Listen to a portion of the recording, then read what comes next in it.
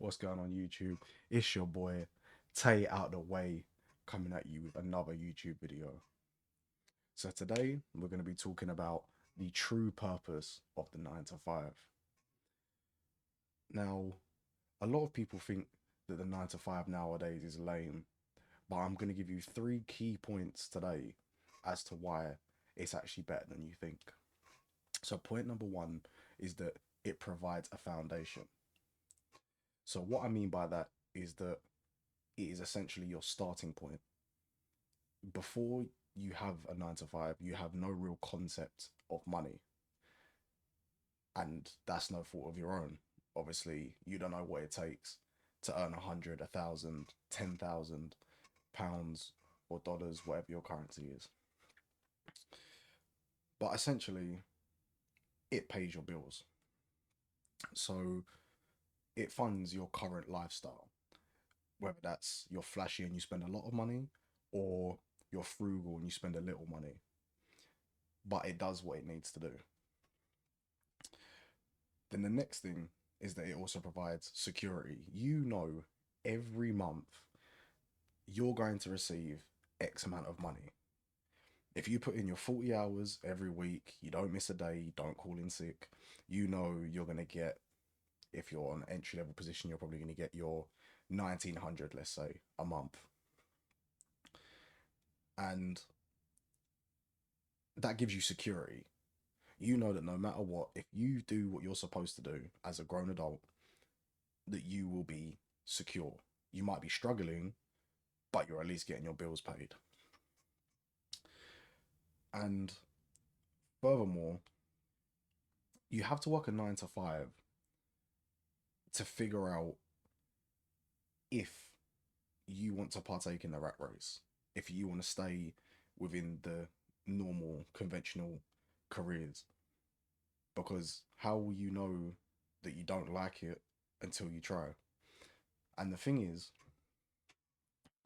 everyone thinks nowadays that they have to be this extraordinary millionaire and that should just be the baseline for everyone. But well and truly, some people are just happy working in a supermarket, in a grocery store, and there's nothing wrong with that. Everyone has a different vision for themselves and wants different things from life. So it's also to figure out whether or not you want to go and be above and beyond, or if you just want to be mediocre. Now, point number two is of the 9 to 5 is to learn financial literacy. So, this means things like learning to budget and methods to do so. And trust me, I know that budgeting sounds really boring, but if you actually learn how to do it correctly, it can be quite fun. So, what's the purpose of learning to budget? You cannot overspend if you only have allocated amounts of money set to each pot. Now, people tend to struggle with budgeting because the first time they do it, it is hard. And like most new things, it will be hard. But once you wrap your head around the basic concept, it will get quite easy. So now you're probably thinking, oh, what, like, how do I learn to budget? So I'm going to give you a couple of ways that I've personally tried budgeting, what works best for me, and what works best for you might not be the same. You might have your own method. So the first method that has been popularized is the 50/30/20 method. So essentially, the 50% is every time you get a paycheck, 50% goes towards your essentials. So that would be your bills, your groceries, and your rent. Obviously, if you're living at home, then it just gives you more money to save for when you do eventually move out. Now, the next two are interchangeable. So the 30% could be your fun pot, or it could be your investments. Me personally, I use a different method where the bigger number is my savings. So we'll stay by that same logic here. So in the 30%, this would be for investments. And when I say investments, I know that might sound scary to a lot of you, but investments isn't just in the stock market or day trading. Investments is anything that you put money towards to better yourself.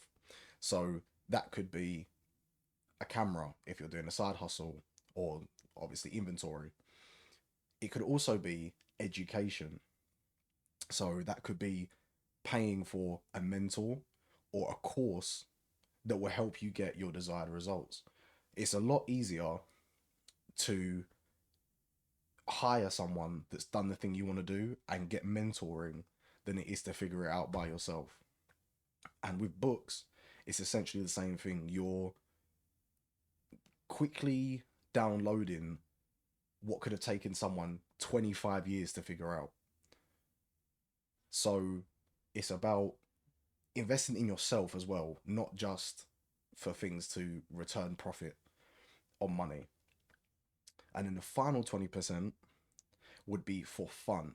So this would include anything like eating out with friends, buying new clothes, aftershave, any accessories, clothes, anything of that kind of sorts would be your fun.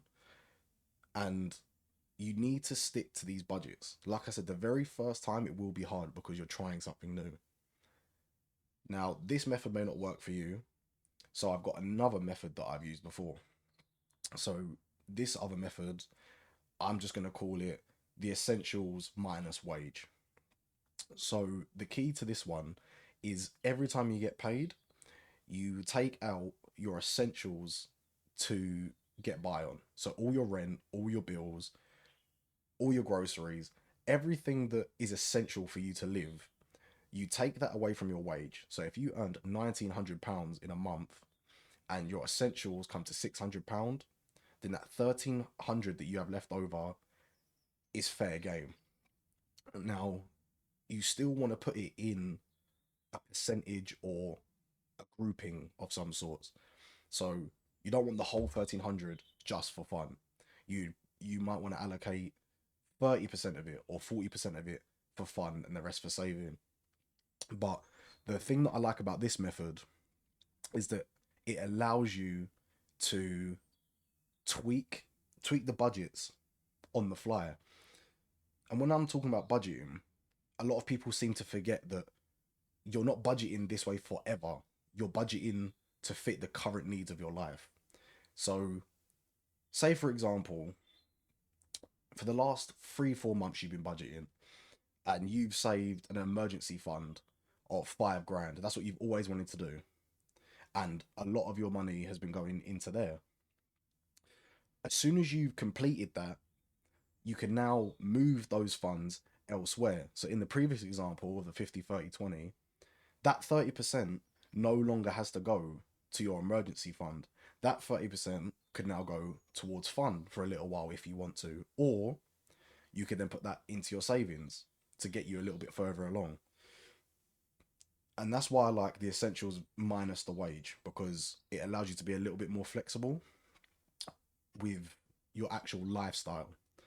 Now, I've tried this method before. It is good. However, I just didn't connect with it very well.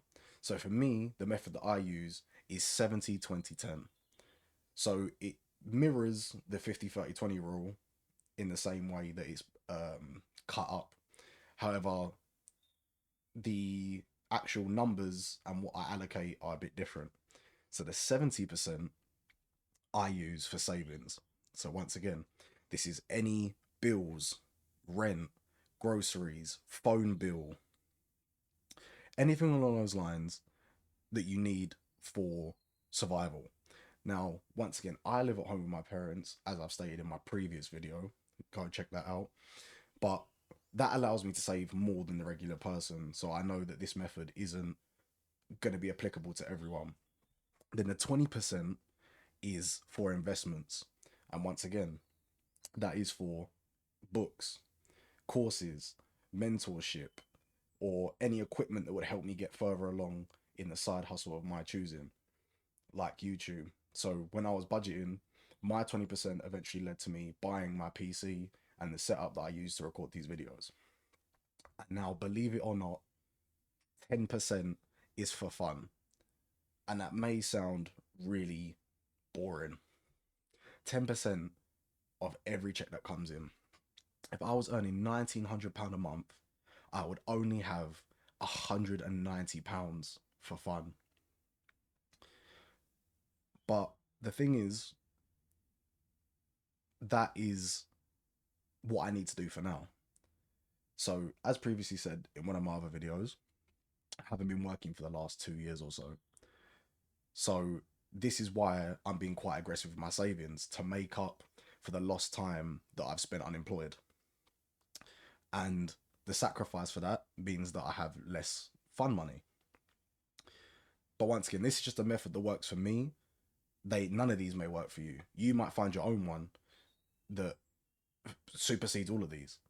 And if so, drop a comment in the comment section below and tell me what works best for you.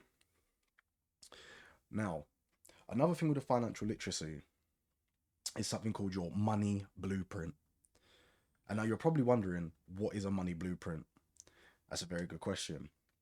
A money blueprint is a concept that I got from this book, The Secret of the Millionaire Mind by T. Harv Eker. And essentially, your money blueprint is what you want your money to go to and why it's going there. So, my money blueprint is to be financially free one day. It doesn't matter how you get there, but what matters is that you're actually doing the process to get there. So, me saving, me investing will eventually lead to me being financially free. Whereas your financial blueprint, you might just want to have fun and you're here for a short time, not a long time. So you want to spend, spend, spend. But it's good to learn what your financial blueprint is so that if you do steer off course a little bit with the budgeting, you have a reason in your head that will pull you back as to what your money is actually supposed to be doing and creates a bit of friction. So next time you go and spend your money, you actually have something to think about. Like, if I want to be financially free, is this thing that I'm about to buy going to get me there? And chances are it probably isn't. So you just don't buy it. And then the final point for the financial literacy side of it is, if you do want to be someone big one day, you want to be the first person in your family to be financially free and to start making generational wealth, or if it's not as big as that and you just want to be stable, how can you handle a large sum of money if you wasn't able to handle a small amount of money? Quite a common thing that people don't know is that if you win the lottery within, I believe it's 5 years or so, you return back to the amount of money you was earning prior to the lottery. And the reason behind that is you're used to spending a certain amount of money or used to having a certain amount of money coming in.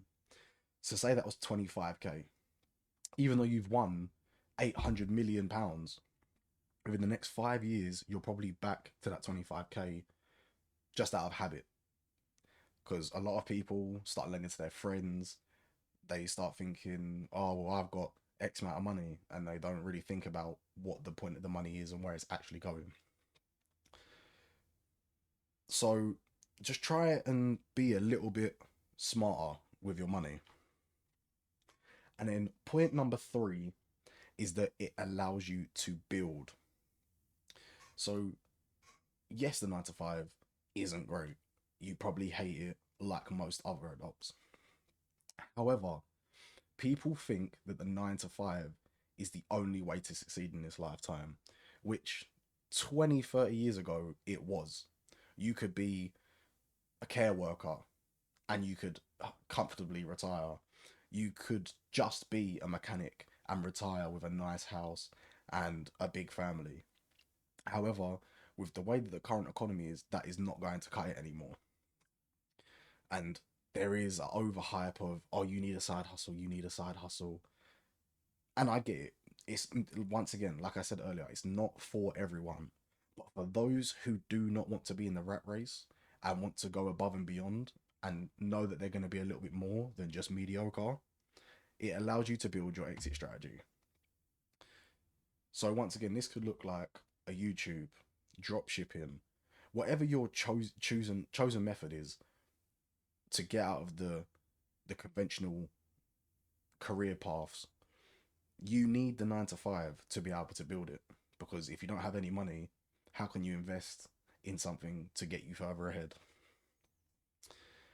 Now, following on from that last point, it provides you income whilst your side hustle isn't generating money.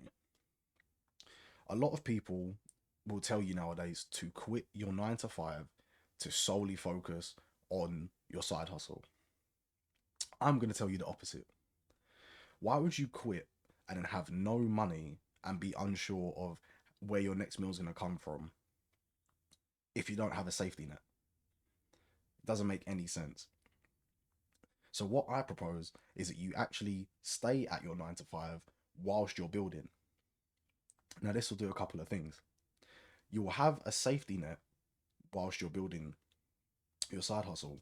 So your bills will still be covered. You still be able to fund your lifestyle. You'll still be able to do the things that you were doing before. However, once your side hustle does begin to generate money, you now have a few different options than you did before. You now have your old salary and your new vessel of money. So you can go about this a number of different ways. You could use your side hustle to hit your savings faster. You could use your side hustle and reinvest back into it to earn more money, which will help you grow and further progress faster than you was prior. Or you could just use your new money for fun money while still using your old salary to save what you were saving before. It all depends on your financial blueprint, once again. But why would you leave when you're just starting to make some money, or when you're not making any money at all?